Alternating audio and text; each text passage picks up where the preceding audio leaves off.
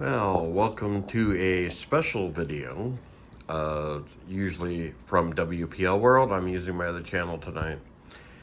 So anybody that grew up in the 70s and 80s, early 90s, okay, probably got that Radio Shack catalog in the mail every year, you know. Usually around Christmas time, you get advertisements, see stuff on TV. About all their RC toys and other electronic toys and stuff like that. It's made things very iconic. So basically, we're going to talk about a certain model of Radio Shack, okay, which we'll get to. One of my first RCs and my first Radio Shack was one of these here. This is one that I came up upon really cheap. As you see, it is quite rough. This is one of those where it goes forward. You hit the remote button on the remote, and it goes back and turns, and then when you let go of that, it goes forward. Not exactly one of my favorites, especially these days. That was my main Radio Shack that I had back in the day. But I remember seeing like stuff like this. So this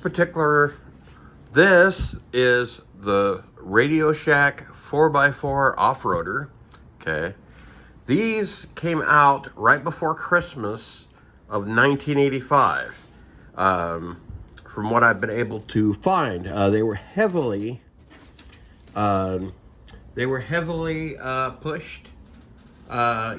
These were introduced late 85, promoted heavily during the 85 Christmas season. These were made until 1991. Now, there was a hiatus, a brief hiatus in 1988, from what I've read, which there are some of these that have different wheels. They're a bigger wheel, low-profile tire. I believe that is why the hiatus, because they changed the wheels and tires. Now, this particular truck is made by a company named Teo. They make other stuff. And it was made for... The manufacturer was in Singapore. It was made for Tandy and Radio Shack stores. Now, there were other versions in different countries. There was actually one that Sears put out. There was another, I want to say, in other countries, there was one that was purple that was called a Fire Eater.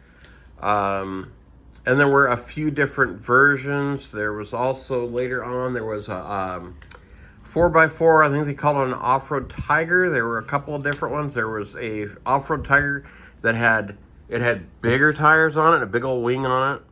And then there was another version that they call it Wild 77, that did not have the trim going down the side. In fact, the body was different, and they were black. And anyways, so basically, part of the appeal of these was the fact that they have a 2-speed transmission, the tires, and just the whole Bigfoot thing was real big right then. You know, everybody loved the original Bigfoot, and that's kind of probably what it was modeled after. Okay. And one thing that was unique about this compared to other RCs, excuse my paperwork here, is that not only did it have the 2-speed, now the 2-speed on this was actually controlled by a switch on the bottom, which moved this gear from side to side, meshing with other gears that give it the fast or the slow. This looks to be a 280 motor, far as I can tell. And these ran on, when you had one of these, you had to get 4 C batteries and 2 9-volts to run them. And as you see, there are 2 different colors there in the original. There is a yellow and there is a blue. Now, if you notice on the blue here, it says 49 on the windshield. These usually say 27 on the windshield, the yellow ones, indicating what channel. So that way you could run one of each of these. If you had two of them, one of each color, you could run them alongside each other at the same time. Okay, but now the four-wheel drive system, okay, which is interesting, it has a single differential in the back, which is just your standard gear differential here, like you would see on an actual car with spider gears and the gear in the middle. And then you got a gear that goes out to each side, which goes to the back wheel. There is on the bottom of the truck, there is a piece that bolts on with a gear that meets with that gear there. Now, these gears in here, what meets with those is you have got these long drive shafts that go to the front of the truck and meet up with another gear set in the front to run and then it's kind of the same thing. It drops down to here and runs your tires in the front. One thing that is unique about this particular setup is with this truck, like if you're running it off-road, commonly off-road, you'll get a vehicle that sticks one tire off the ground, and where generally you'll get a spin of a differential, no longer have four-wheel drive. What this system does is you actually don't have that problem, because basically it's side to side, which makes it pretty interesting trucks. Okay, now as far as what you got for a remote, this is what you got for a remote. The old two-stick ones, extended antenna, and front to back, and steering, non-proportional steering back in those days. Basically the steering was pretty much all the way to the left, all the way to the right. And actually on these, the truck had to be moving to steer, which at some point in a later video, I will demonstrate that with two trucks. So yeah, these were a pretty interesting truck for back in the day. Okay. And one thing you could do, some people did, with the C batteries, okay, see, like it shows here, some of the points of the truck, you can see the illustration of the C batteries, okay, and the 9-volt going on the back of the remote there, okay, some of the features of the truck, yeah, and so one of the options here, I'll bring up this page, is that you could do rechargeables.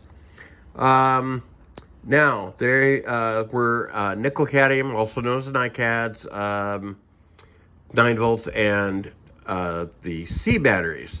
The C batteries, they actually run the vehicle. The 9 volt actually runs the controls. It runs the electronics, essentially, that run the motor. So you could get the rechargeables. You had to buy a separate adapter, power adapter, and it took like according to this, it took 14 hours to charge these batteries, which is quite a long time when you're a little kid. Okay. And one thing that was always cool with the Radio Shack stuff was the artwork. And actually, really, a lot of the old stuff had really, really cool artwork. And, oh yeah, these were really, really cool trucks back in the day. So, excuse me, I'm going through some paperwork here. Yeah, it was, they had the 49, the 27. Okay, now kind of the downside on it back then with the technology is that they relied on older batteries, which anybody remembers, C batteries, D batteries, and 9 volts were around a lot in a lot of stuff back then in the 80s. And so that was kind of becoming an outdated use. A lot of stuff was going to like NiCad batteries back then in place of your alkaline batteries that ran a lot of stuff. Okay, now getting into buying these nowadays. Okay, so you're going to see these on eBay. ranging anywhere from just under $30 up to $200, depending on what the person thinks they're worth. You can find them in the box. Generally, most of the ones I've run across have come out of the box and probably been run once or twice. I'm guessing what happened in that instance with a lot of these, sometimes why you find them in good shape after 40 years, is because the parents bought it for the kid for Christmas. They realized how expensive the batteries were. Once the batteries were dead, they ended up on the shelf or in the toy box or whatever, and they didn't run them. Which is why you can actually find these in the box, like this one. I just recently got this one here in the box, which first ever. I've had a lot of these trucks. But a lot of what you find now is pretty much the remotes are lost. And like things you'll find, like they got this bumper on there, okay? Another thing you'll find, these bumpers are generally broken or missing, okay? Lights are typically broke off. This is actually the light bar from the yellow truck. The blue truck came with this light bar that was more robust and didn't break. So another difference was the yellow actually came with this blower with a scoop, and the blue one came with the twin carburetors with the air cleaners. Okay. Generally, the trucks are the same like that, other than the colors. Okay. And another thing that's a downside on these is the tires generally go away depending on how they were stored. Generally, the thing that I see, tires get dry rotted. Like see, here's one with a flat tires. The flat tires are on, and there were also other different versions of these. This particular one is a Scientific Toys version, and so that's generally what you'd find. You will find that sometimes you will find these even in the boxes that do not work. I tested this one. I've only had a couple of days. It seems to work as it's supposed to. Basically on these, you can only steer when it's moving. So it makes it a little interesting to drive. So now some of these I have bought non-running. Like I said, generally the bumper's missing. See, and then as you see, there's no toggle switch on this. I'm actually going to be converting this one. And another thing that happens with these a lot of times is the stickers are coming off. If they're not already partially off, they're usually peeling off, falling off. Is another thing that happens on these. And then generally, being that they were played with, you will run into trucks that have a lot of damage and scrapes and whatnot on them. Like I've got this yellow truck. You can see this is all scraped up here. You can see the decals are kind of a little messed up here, which is common on these. They were played with. The fast gear, they do have a tendency to roll over when the high speed gear is engaged. People go flying around, go around a corner. With no suspension and being a little top heavy, they do flip over. And so that's where they end up with that damage. And a lot of other things that people did, they ran them in the mud, in the snow, stuff like that. And so, yeah, they were typically very damaged. Now, there was one, actually this is the remains of it, what remains of one of mine. This was actually a yellow truck. It was one that I got. One thing that happens a lot with these, depending on how they're stored, this one, part of the reason it got painted is because it had under where the decals were at, was still like new. It was still a nice yellow. Well, the rest of the truck was almost an orange color. It was, I'm guessing maybe it sat in the sun or something like that. And that was definitely an issue. One thing I haven't really seen with these a lot, that I have seen with some of the Radio Shack stuff, is the plastic does get brittle. I had a Radio Shack, I had one of the Golden Arrows, and the plastic got so brittle I couldn't run it anymore. Pretty much any time I moved it, and set it down, there would be stuff that would, plastic that would literally fall off of it. It was that bad. So generally, sometimes you can find those where they were stuck in a toy box. Somebody, like this one, I think somebody ran it and then stuck it back in the box, took the batteries out of it and stuck it back in the box and put it away. Okay. In cases like that, you can generally find trucks. A lot of times what happened with these is, like I said, the remotes are lost. Sometimes you will put power to them. The light will come on the controller and the truck, but nothing will happen. So sometimes, I think it really depends a lot on storage. Sometimes the electronics just don't survive 40 years of sitting wherever they were sitting. If it's sitting in like a damp basement or something like that, then yeah, that probably did not help the electronics. So finding one of these days proves to be sometimes difficult about being able to find a one in good condition. Really, as far as where you can really find them, you can find them on eBay a lot. You can find them on Marketplace, on Facebook. Sometimes you can even find them in some of the groups. There are enthusiast groups for Radio Shack and Nico and stuff like that.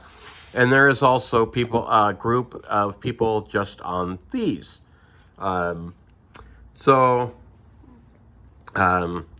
They can give a lot of advice. They can sell trucks. But when you're looking at the trucks on eBay, you need to literally enlarge the pictures. In fact, it's best to look at it on a computer with a nice size screen. And you need to enlarge that picture. Look at the tires. Look at the decals. Look at other parts of the truck. Look at the chrome.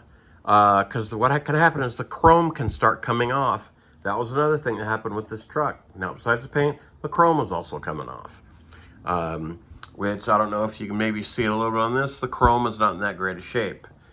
Now, all is not lost. If you find one that does not run and you really wanted a running truck, all is not lost. Now, if you will notice, I got a couple LiPo batteries sitting here. Oh, wait. Well, what else goes with this truck is this remote. These things lend themselves very easily to being converted. In fact, I should have probably had the body off one.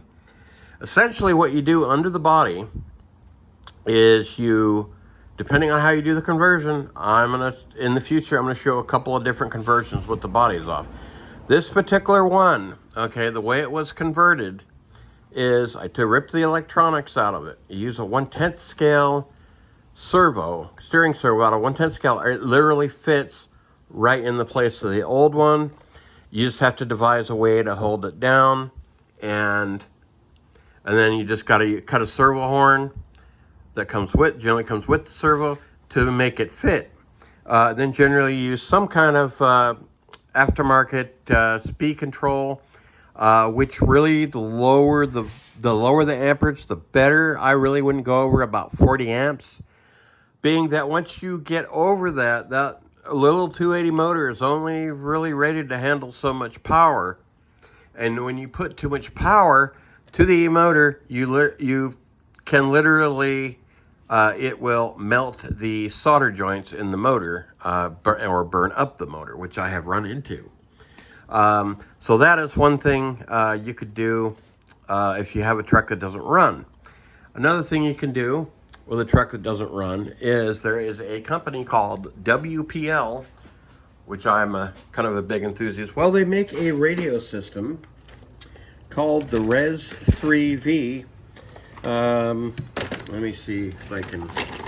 Now these are not going to be as waterproof. Let me see.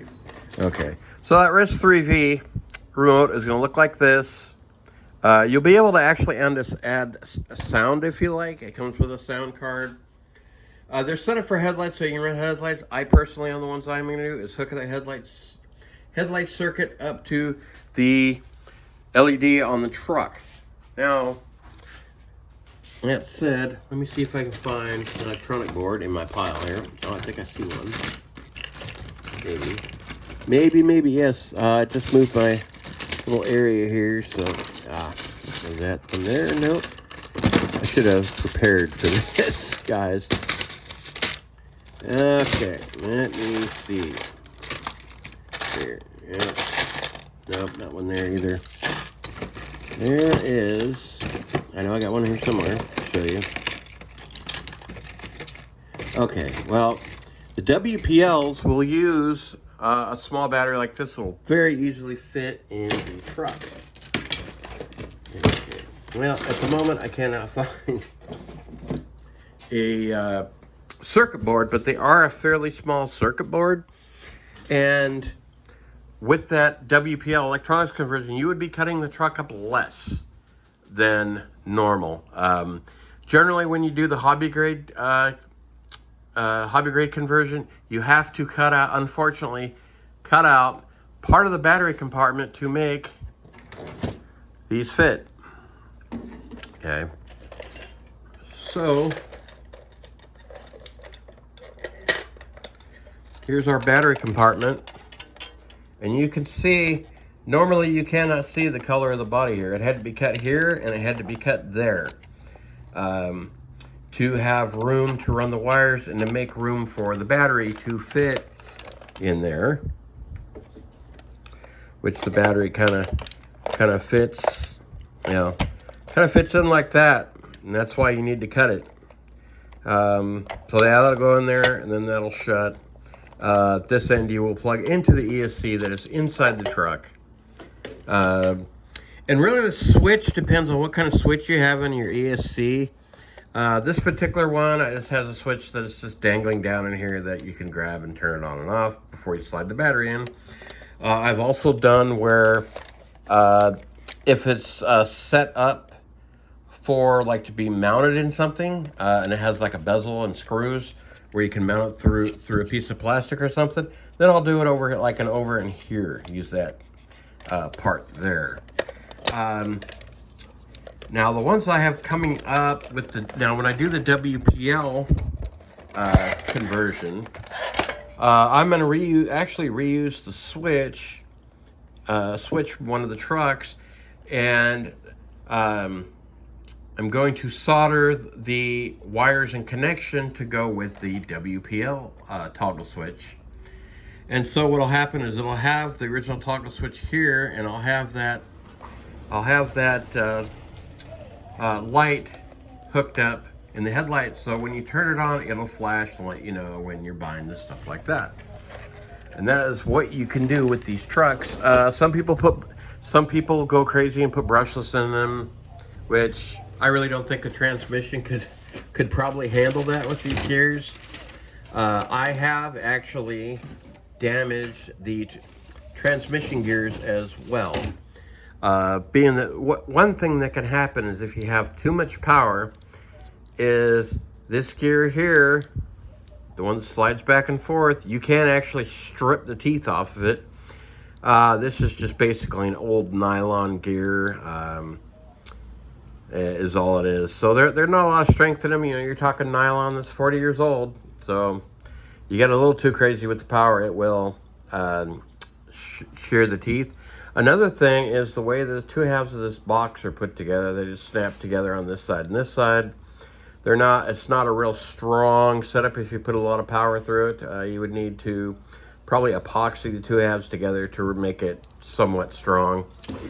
But anyway, yeah, I've learned to love these trucks. I've had multiples of them. Anyways, that is kind of the overview here. I'll go through one last little quick thing here. So this truck, as you see, this truck is very, very petit chic. It is very, very nice looking. With the box, with the remote, okay, with the instruction sheets. Basically, I was able to get this truck for a little over $100. And it does work. It does work.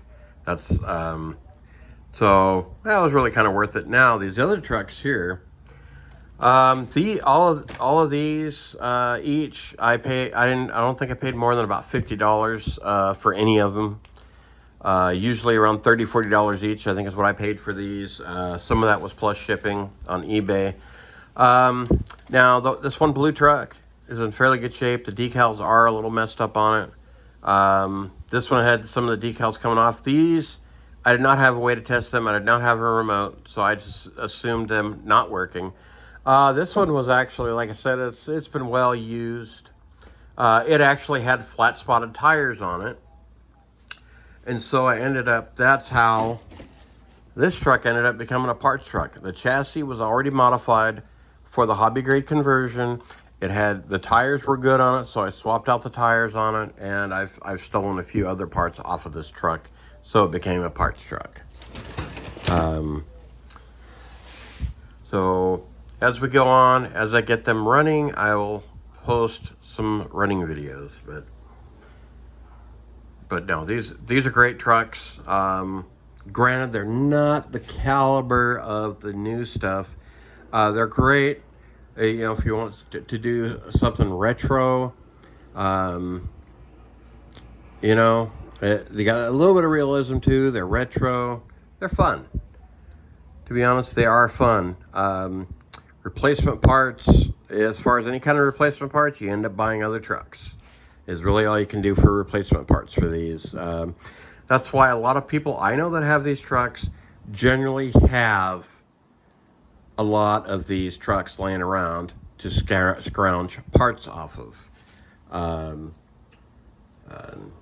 In fact, I've known people that have had 10 to 20 of these trucks, using about half of them for parts. But anyways, going on long here. But now, if you were Gen X, you remember Radio Shack. And if you're mechanically inclined, that's a help in case the stock electronics do not survive when you buy it. These could be fun little trucks. They're fun little trucks. I like them.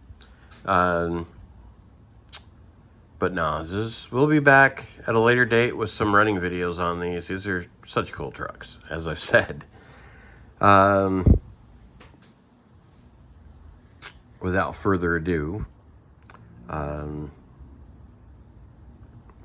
actually, hang on a minute. I'm going to do one thing on this. I'm going to do one thing here. Oh, this is where actually I'll use this one here to demonstrate. Okay, so what we've got here is we've got a toggle switch here. This is the charge port, and this is the toggle switch. That is a light, actually. Sorry. And then underneath, see, I haven't shown you guys this. I left this out. This is the 2-speed for the switch right there.